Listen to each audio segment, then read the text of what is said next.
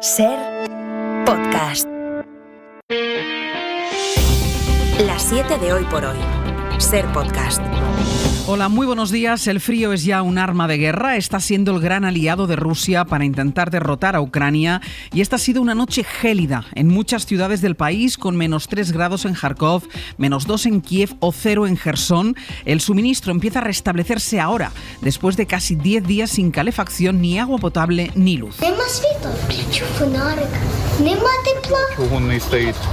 Son sobre todo mujeres con bebés y niños y adolescentes los que están pasando la noche en los puntos de calor que ha habilitado el gobierno ucraniano o directamente en el metro. A esta hora la situación ya se ha normalizado en Kiev, pero en el sur y en el este del país sigue siendo crítica. De hecho, la OTAN prevé que empeore el mes que viene y en enero, que es el mes más frío en la zona, con mínimas de -6 y máximas de -1 grado. Por eso al secretario general de la Alianza le preocupa que Rusia siga usando el frío contra la población, y el periódico The Guardian asegura que la Unión Europea teme que los ataques de Moscú contra la red eléctrica ucraniana fuercen una nueva oleada de refugiados. José Luis Astre, hola. Hola, buenos días. Y ese es el escenario que afronta Europa, la posibilidad, por tanto, de otra ola de refugiados. Después de 9 meses de guerra, el frío está complicando la batalla en el frente, mientras los ataques no cesan, sobre todo en el Donbass. Allí son las tropas ucranianas las que tratan de contener el empuje de los rusos para controlar el territorio. Pablo Morán, buenos días. Buenos días. Llevan meses sin avances, pero es uno de los puntos en la línea de batalla en el que más empeño y recursos se está dejando Rusia.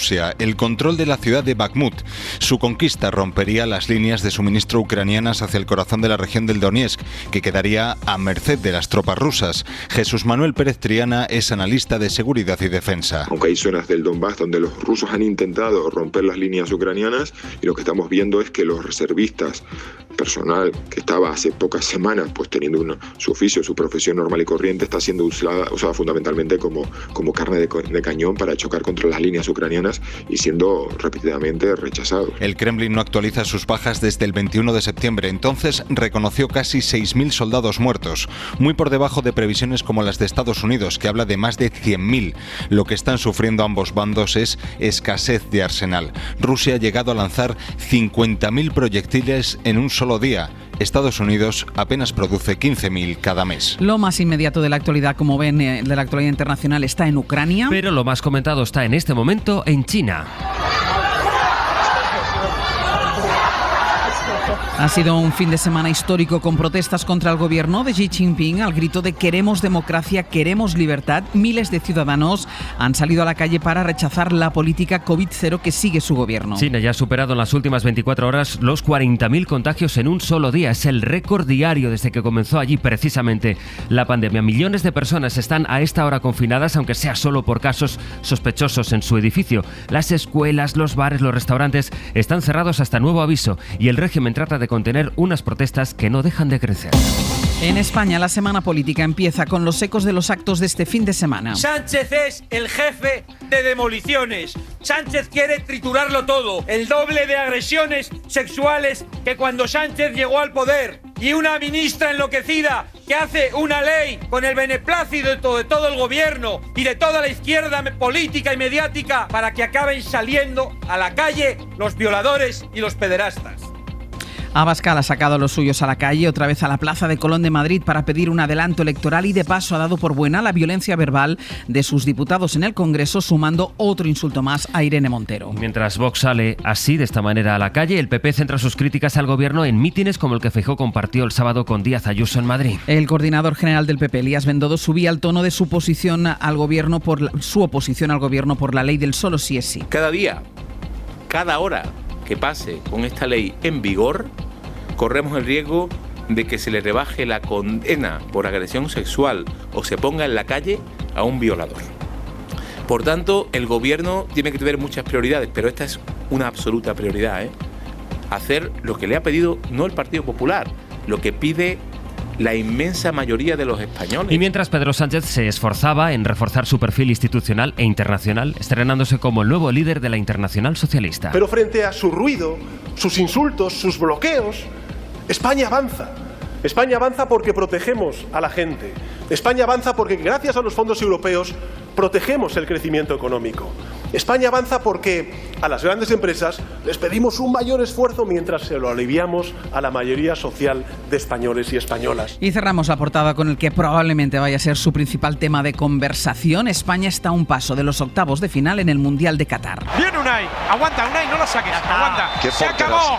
Bueno, termina el segundo partido de España con esa espectacular parada, con esa espectacular atajada en el saque de esquina de Unai Simón. Se queda con la pelota, se la entrega Makili. Aquí terminó el partido. Un partido en el que en la primera parte ha sido superior España. En la segunda se adelantó con el gol de Morata. Un golazo espectacular. La Roja empató anoche con Alemania. Sampe, ahora nos vale hasta un empate con Japón para pasar de fase. Sí, es España 1, Alemania 1. Se pudo ganar en una amplia fase del partido. También se pudo perder en la recta final. Luis Enrique lamentaba lo primero, pero respiraba al final con el punto conseguido. Decepción, pero si somos honestos, podríamos haber perdido. En las últimas 2 acciones, 2 córneres, una falta, con un lanzador como Kimmich.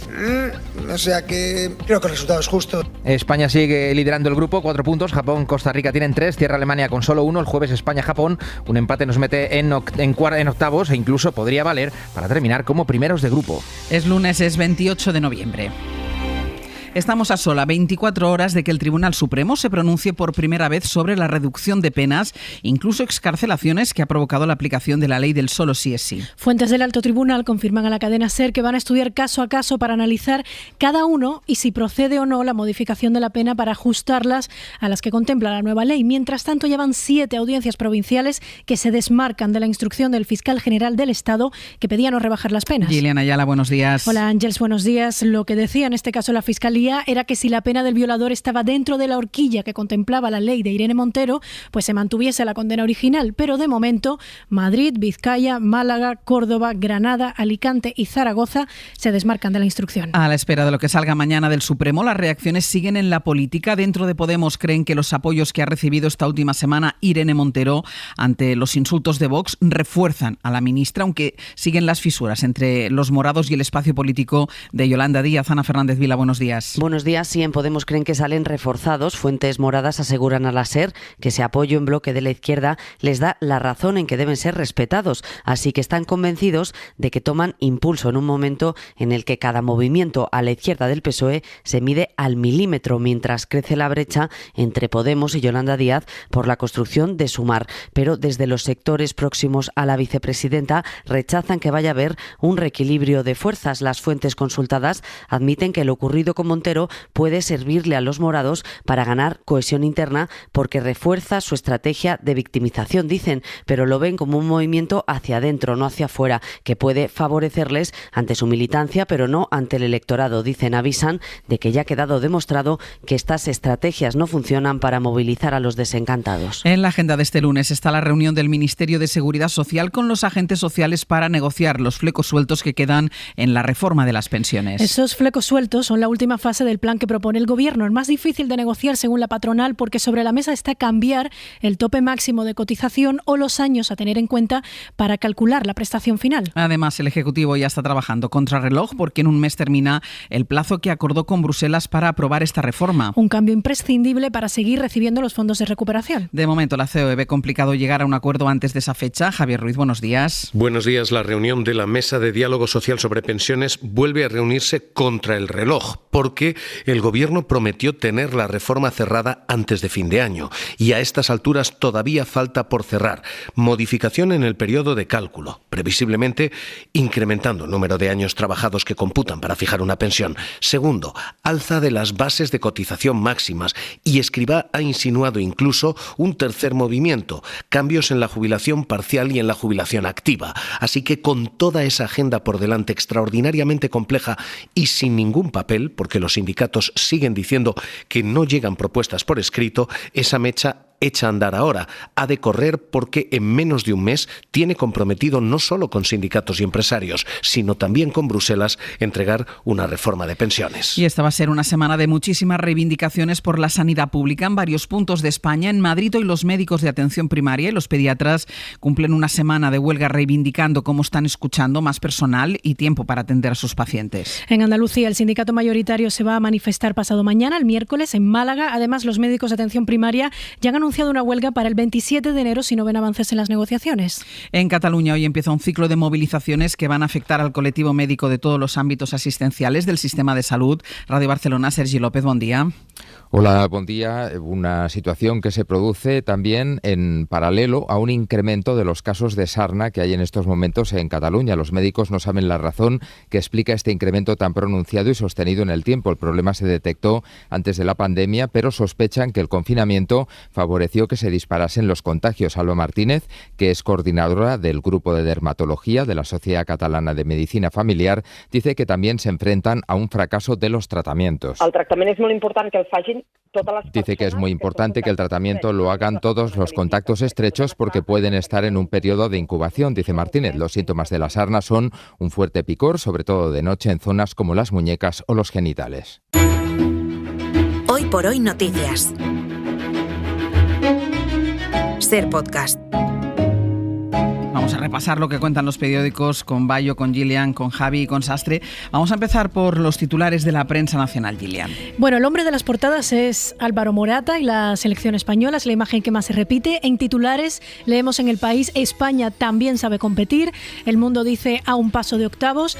Y más allá del fútbol hay encuestas. Hoy en los periódicos ABC lleva su primera una encuesta de GAT3 que dice: el PP supera al PSOE en todas las comunidades, salvo en el País Vasco y en Cataluña. Dice este diario que la suma entre el Partido Popular y Vox les daría una holgada mayoría absoluta, dice este diario, de 182 escaños, mientras que el PSOE se quedaría con 109, Vox baja, pero seguiría como tercera fuerza política, y baja también Unidas Podemos. En El Mundo, barómetro autonómico en Castilla-La Mancha. En el titular leemos: Paje al borde de perder Castilla-La Mancha tras la derogación de la sedición. El PSOE gana las elecciones, pero puede perder la mayoría para formar gobierno. El PP absorbe a Ciudadanos y Vox entraría por primera vez en el Parlamento de Castilla-La Mancha. En El Confidencial leemos que la batalla feminista agrieta al gobierno tras el cierre de filas en falso, dice este diario, con Irene Montero. En El País leemos: los socios reactivan la ley de vivienda y chocan por la ley trans. Y en el diario.es un titular: las denuncias por posibles amaños de concursos públicos se disparan un 80% en un año. Leemos en el diario El País esta historia. Dice: los médicos privados se sienten humillados por las aseguradoras. Y empieza Pablo Linde su crónica de esta manera: quien quiera ver a un médico de la privada enfadado no tiene más que mencionar las tarifas de las aseguradoras. Cuenta que el Colegio de Médicos de Sevilla lleva casi 2 años con una campaña para denunciar que no es justo que arreglar una lavadora cueste 60 euros, mientras que por salvar la vida, esto entre comillas, gracias a una consulta a tiempo, se les pague 16,50 euros, que es el precio aproximado, el más habitual cuando acudes a un especialista. Dice que las compañías se reparten más del 70% del mercado en España. Y hablando de la salud y del estado de la salud, en este caso la salud mental, la tribuna que firma en este mismo periódico, muy recomendable, Milagros Pérez Oliva, ella habla de la caja de resonancia de la angustia vital, de cómo la pandemia y el uso de las redes sociales puede agudizar muchas veces la situación de especialmente los adolescentes y la salud mental. Dice que es muy revelador el informe interno de Facebook, que revelaba que el 40% de los jóvenes con problemas de autoestima en Estados Unidos y en el Reino Unido empezaron a sentirlos al empezar a utilizar Instagram. ¿Algún titular de la prensa internacional? Pues se fijan mucho en las protestas en China. Por ejemplo, en el Guardian hablan sobre cómo esas protestas han ido creciendo en las últimas horas, alimentadas por la frustración que muchos ciudadanos sienten por las políticas de COVID-0, esas políticas estrictas de lucha contra el coronavirus por parte del régimen de Xi Jinping. Y se plantean qué sucederá a partir de ahora. Lo más previsible es que el régimen trate de atajar esas protestas con la fuerza, pero lo cierto es que la semilla del descontento no deja de crecer en una población que cada vez está menos acostumbrada a estar sometida a la fiereza, a la dureza de un régimen que se demuestra tal como es, implacable. Y Gillian, la historia de una mujer que no se cansaba de mandar currículums, pero nadie le ofrecía trabajo. Llevaba 2 años intentando conseguir trabajo, mandaba el currículum siempre el mismo, decía que no lo editaba. Ella ha contado su historia en Facebook, yo la he visto en Antena 3 esta mañana. Y claro, llama agobiada a la última empresa a la que había mandado el currículum preguntando qué pasaba. Y le han dicho: señora, es que usted no nos ha mandado un currículum, nos ha mandado su lista de la compra. Llevaba 2 años mandando la lista de la compra. No. A mí me manda alguien la lista de la compra, vamos, y lo que te la hace, ya te cuento lo más leído. En Radio Palencia se cuela entre lo más visto de cadenaser.com con la historia de Laura Molinilla, una mujer que ha entrado en la cárcel de Villanubla por no entregar a su hijo de 14 años a su exmarido que tiene la custodia. Nuestra compañera compañera de Radio Palencia, Beatriz Álvarez, titula con sus palabras: yo entro y pago, pero he protegido a mi hijo. También en lo más visto, asuntos más mundanos, por ejemplo ni era de Armilla ni sabía tocar el piano. La cantante Rosa López revela las veces que mintió para entrar en Operación Triunfo. Y nuestra recomendación cultural para empezar el día, hoy 2 por el precio de una. Pepa Blanes, que nos trae 2 que tienen que ver las 2 con Paul Newman. Hoy recomendamos un libro y una serie documental sobre Paul Newman. Señor Shaw, se juega entre caballeros. Se da por supuesto que puede pagar sus deudas. ¿Cuánto quiere, señor Shaw? Empezaré con 5.000. El actor del Golpe o El color del dinero estaba harto de que le conocieran por sus ojos azules, así que decidió dejar testimonio de su vida y de su carrera, y lo hizo con un testimonio oral. Le encargó esa tarea al guionista de Rebelde sin causa, que le grabó, pero años después el actor destruyó todas las cintas. No sabemos por qué, pero sobrevivieron sus transcripciones que guardaron sus hijas. Ahora llegan en forma de biografía y también de serie documental que dirige Ethan Hawke y que puede verse en HBO Max. Empezaron a entrevistar a todos aquellos que participaron en la vida de Paul. El actor indaga en la vida de Paul Newman a través de entrevistas con otros colegas, compañeros como George Clooney o directores como Martin Scorsese. Unos meses más tarde, en el mismo teatro, vi Más fuerte que la vida. Y para completar la recomendación está su biografía que acaba de publicar Cúpula, una especie de libro íntimo de este actor y también de su pareja, Joan Goodgar, la mujer que lo convirtió en un icono sexual y que permaneció 50 años a su lado en un matrimonio no siempre idílico. Para no perderte ningún episodio, síguenos en la aplicación o la web de la SER, Podium Podcast o tu plataforma de audio favorita. Cadena SER. La radio.